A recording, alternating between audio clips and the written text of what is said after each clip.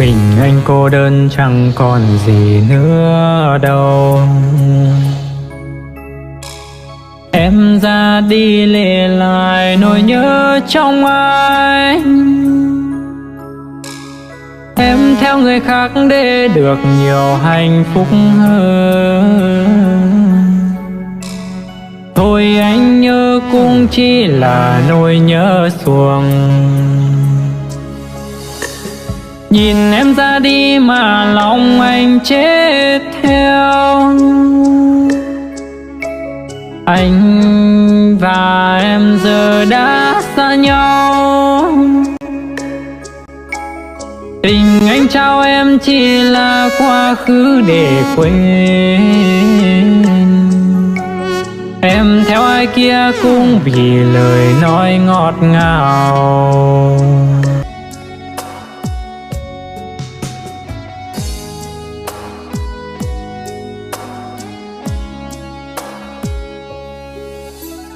Từ khi em đi anh chẳng yêu thêm nữa đâu. Thôi bỏ đi mà làm người cô đơn.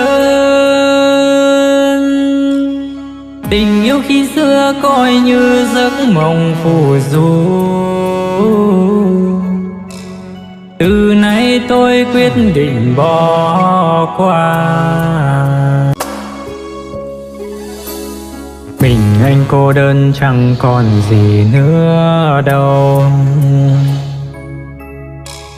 Em ra đi lệ lại nỗi nhớ trong anh. Em theo người khác để được nhiều hạnh phúc hơn. Thôi anh nhớ cũng chỉ là nỗi nhớ xuồng. Nhìn em ra đi mà lòng anh chết theo. Anh và em giờ đã xa nhau. Tình anh trao em chỉ là quá khứ để quên. Em theo ai kia cũng vì lời nói ngọt ngào.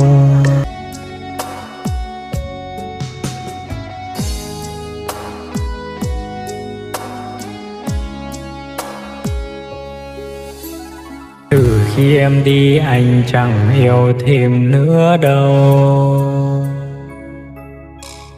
Thôi bỏ đi mà làm người cô đơn. Tình yêu khi xưa coi như giấc mộng phù du.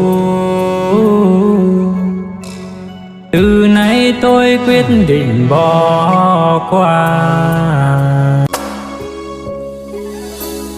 Mình anh cô đơn chẳng còn gì nữa đâu. Em ra đi lệ lại nỗi nhớ trong anh. Em theo người khác để được nhiều hạnh phúc hơn. Thôi anh nhớ cũng chỉ là nỗi nhớ xuồng. Nhìn em ra đi mà lòng anh chết theo. Anh và em giờ đã xa nhau. Tình anh trao em chỉ là quá khứ để quên.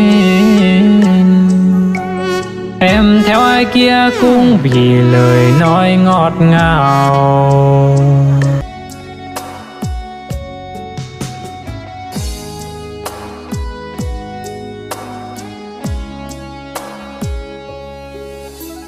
Từ khi em đi anh chẳng yêu thêm nữa đâu.